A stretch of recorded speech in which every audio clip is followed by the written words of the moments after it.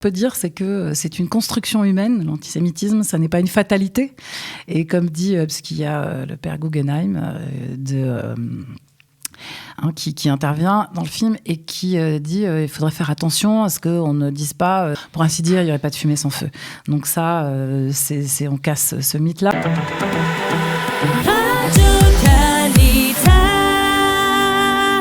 Et ce matin, nous sommes très heureux de recevoir Judith Cohen-Solal. Judith, bonjour. Bonjour Olivier. Merci d'être avec nous dans les studios de Studio Qualita, parce que c'est d'ailleurs l'occasion de vous recevoir ici à Jérusalem. Alors, pour vous présenter, alors vous êtes psychologue, vous êtes psychanalyste, mais vous faites encore plein de choses. Alors c'est un peu compliqué de vous cerner. Alors d'abord, je suis très heureuse d'être là, voilà, à Jérusalem, et merci beaucoup de m'accueillir à Studio Qualita. Ensuite, alors oui, je suis psychologue clinicienne et psychanalyste, et puis finalement, ça veut dire que ça ouvre à beaucoup de possibilités. Bien sûr, celle de recevoir des patients dans une consultation que j'ai à Paris avec d'autres collègues. Et à côté de ça, il m'est arrivé de faire des choses, notamment d'écrire des livres. Alors, on va parler de ça, puisque vous avez sorti un livre dernièrement, il y a quelques mois, juste avant les élections. Absolument, pendant la campagne. Zemmour et nous. Donc, je suppose que c'était pendant la campagne, que c'était pas par hasard. Zemmour et nous. Et lorsqu'on parle de nous, c'est quoi nous ? C'est nous les Juifs ? Alors nous, c'est justement très inclusif, on va dire, puisque d'abord, c'est nous, Jonathan Ayoun et Judith Cohen-Solal. Oui, les auteurs. Voilà, et il se trouve que nous avions écrit un livre en 2019 qui s'appelle « La main du diable », sur comment l'extrême droite tente de séduire les Juifs de France. Okay. Voilà. Entre-temps, on a écrit un bouquin sur De Gaulle, Les adieux au général, et notre éditeur, donc celui-là chez Bouquin, relié à la Fond, nous a dit bon, écoutez, vous avez fait la main du diable, comment l'extrême droite tente de séduire les Juifs de France ? Bah là, peut-être que Zemmour, ça serait peut-être un Juif séduit par l'extrême droite. Il y a de quoi écrire. Donc vous ayant travaillé sur ce sujet-là, vous pourriez dire qu'est-ce que vous en pensez ? Mais nous, c'est les Juifs, mais nous, c'est les Français. C'est les Français. Alors, je suis sûr même que vous avez donc commencé à vous renseigner, à étudier un peu ce qui se passait dans la communauté juive par rapport à Zemmour. Et qu'est-ce que vous avez découvert ? Alors, d'abord, on a d'abord étudié... Alors, il faut lire le livre, bien entendu. Bien entendu. Mais d'abord, ce qu'on a découvert, c'est les romans d'Éric Zemmour, qui sont très peu connus, parce qu'on connaît beaucoup ses essais, mais dès le début des années 2000, il a écrit 3 romans, à quelques années de différence, parce qu'il avait très envie d'être un écrivain connu. Okay. Il dit lui-même qu'il avait très envie d'être un peu comme Victor Hugo, c'est-à-dire vraiment de marquer le paysage français. De différentes manières. On voit que... Oui, c'est quelqu'un de très littéraire, on voit. Voilà, il est très littéraire et de manière générale, on constate qu'il a très envie d'habiter la société française, l'espace, laisser une trace. Donc, il a tenté de faire l'ENA pour être haut fonctionnaire. Ça n'a pas marché. Il a voulu aussi donc, être écrivain. Ça n'a pas marché, les romans. Mais ce qui est très intéressant, c'est que dans ces romans, on voit à travers les personnages qu'il fait parler énormément de ses positions qui sont déjà là, présente. Donc ça, c'est intéressant. Et à chaque fois, puisque vous parliez déjà de la question juive, c'est que... c'est l'humour, hein. C'est qu'à chaque fois, il se représente comme un personnage juif. C'est toujours un juif. Un journaliste juif. Oui. D'accord. C'est un journaliste juif. Alors, en fait, c'est ce qu'il est dans la réalité aussi. Alors, il y a un petit mélange entre la réalité et la fiction, j'ai envie de dire. C'est ce qui caractérise Zemmour. C'est-à-dire, dans un sens comme dans l'autre, il y a un petit mélange entre la réalité et la fiction. Notamment, il y a un livre qui s'appelle Petit frère, qui raconte l'histoire qui veut raconter l'histoire de Sébastien Selam. Je ne sais pas si vous vous souvenez, ce jeune DJ qui avait été élevé dans une cité avec comme voisin et grand ami un jeune musulman avec qui ils étaient très en accord. Lui, il faisait des concerts de la fraternité, enfin voilà. Et un jour, cet ami est arrivé chez lui au milieu de la nuit et l'a frappé à coups de couteau, l'a tué, en disant que Allah Akbar et en disant que ça allait être pour le bien. Et là, dans ce roman, Zemmour Alors, c'est le journaliste qui enquête, justement, sur cette affaire. D'accord. Et il se trouve que sa manière, justement, de mêler fiction et réalité a fait que, jusqu'à il y a très peu, les parents de Sébastien Selam étaient en procès avec lui, par exemple.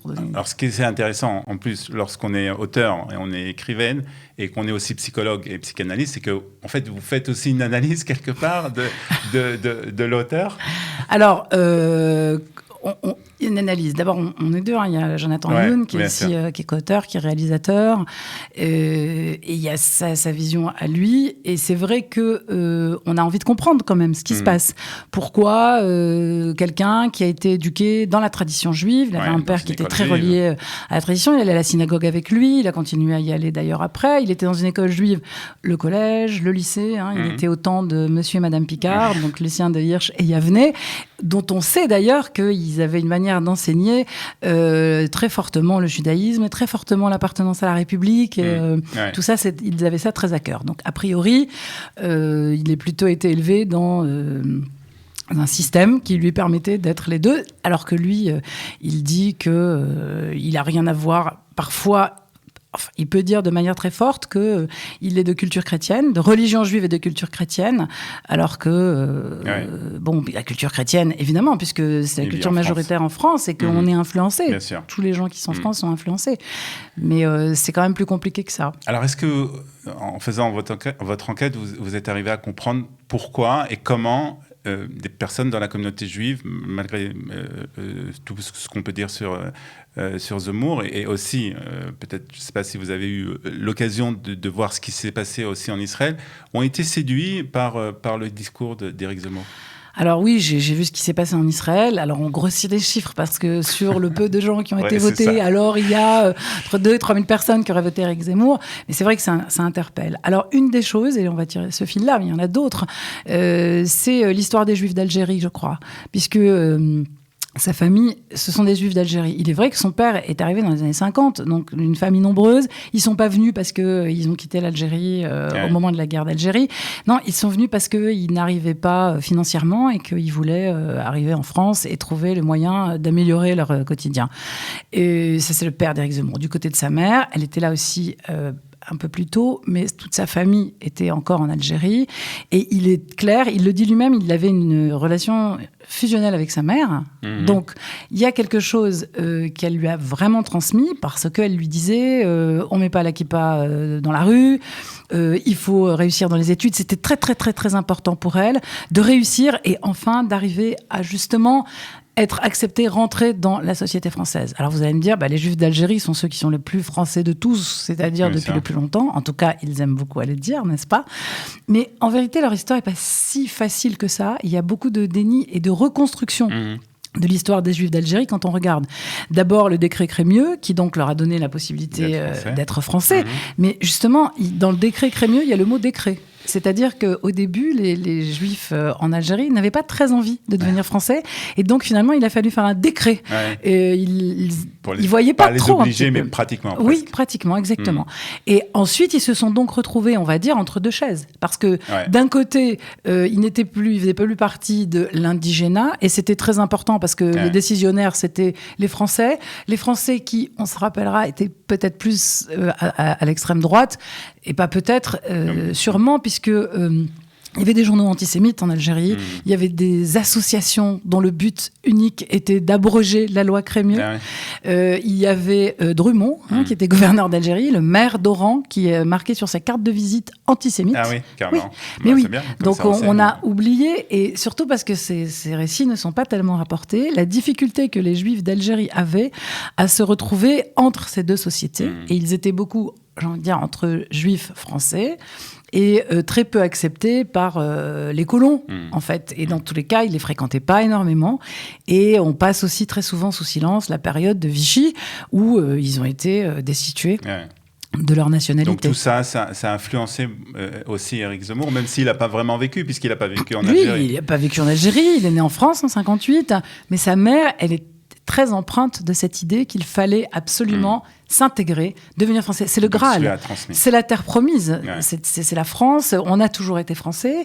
C'est pourquoi, d'ailleurs, si on l'entend comme ça, on comprend beaucoup mieux pourquoi est-ce qu'il dit que, en fait, Pétain a sauvé des Juifs. Ouais. L'idée, c'est peut-être plus, parce que on se rend pas compte, parce qu'on se dit, mais il est en train d'absoudre Pétain. Donc, bon, évidemment, c'est pas une bonne idée de dire ça, c'est faux.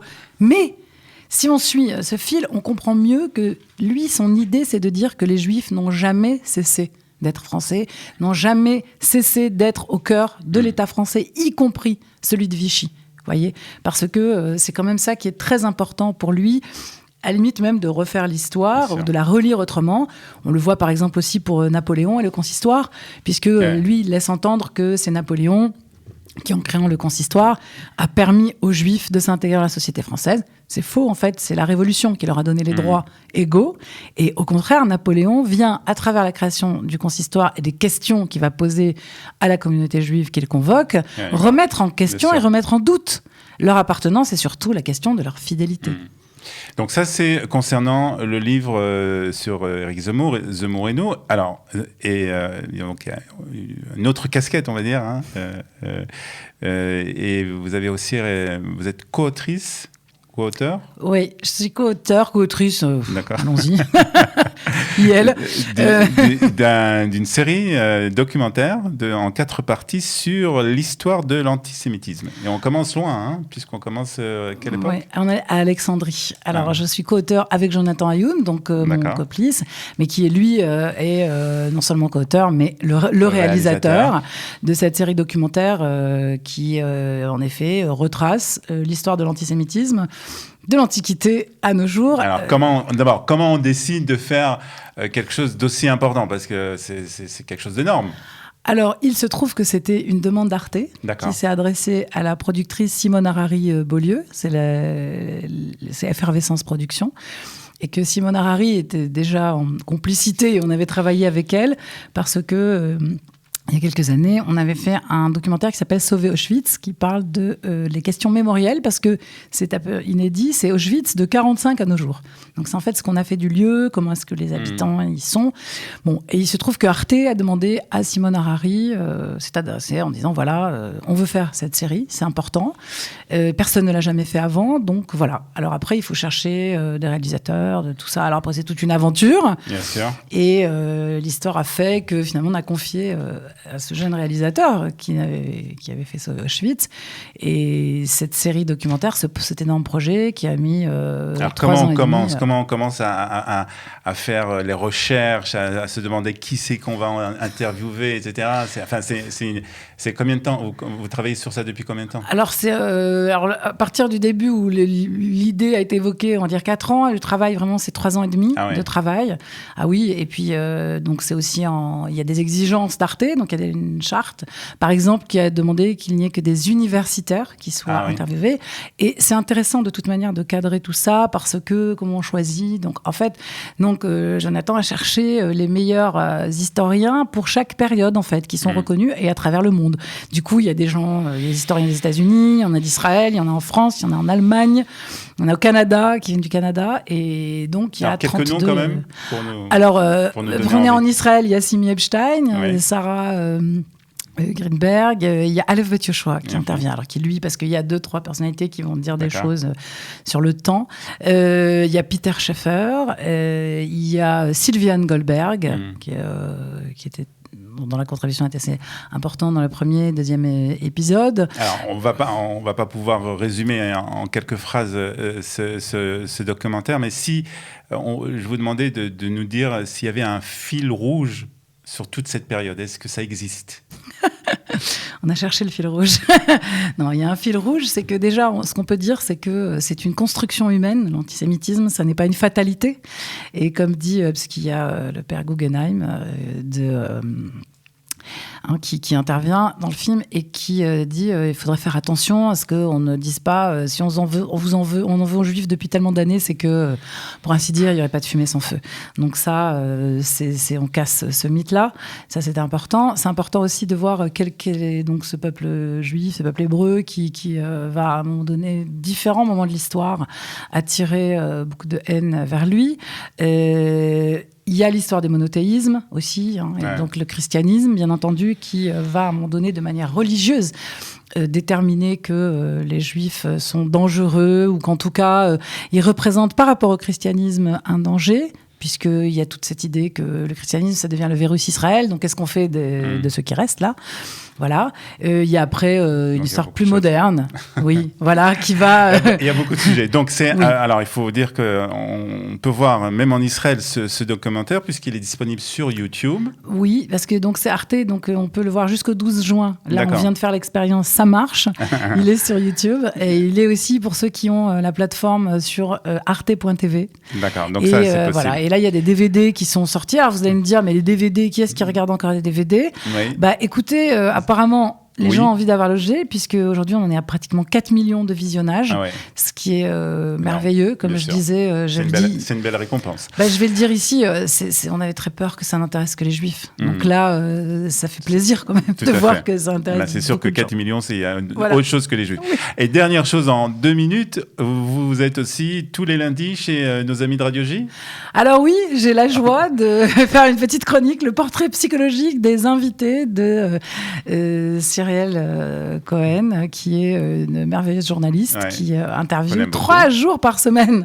Donc, c'est 3 invités à chaque fois, des personnalités du monde de la culture, mais aussi qui ont fait d'autres choses, de la chanson. Et vous faites donc à la fin, j'ai 5-6 minutes pour faire le portrait psychologique des invités à partir de tout ce qui s'est dit. Ouais. Alors, complètement en direct, puisque ça ne doit s'appuyer que ce qui s'est passé pendant l'heure et demie. Donc, un clin d'œil aussi. Le secret médical dans tout ça ? Ah non, là, tout est à l'antenne. Hein, bon, donc... Et puis ils sont consentants parce qu'on leur demande. Et voilà, un clin d'œil à Nelou Cohn. Voilà, et à nos amis de Radio J. Merci beaucoup en tout cas. Alors on répète, le livre Zemmour et nous aux éditions Bouquin. Le documentaire, donc l'histoire de l'antisémitisme qu'on peut trouver actuellement sur YouTube. Voilà, sur Arte. Et puis Radio J. Tous les lundis. Merci beaucoup. Bien, vous êtes bien occupés, je vois. Merci beaucoup, Judith Cohen-Solal, d'être venue nous voir ce matin.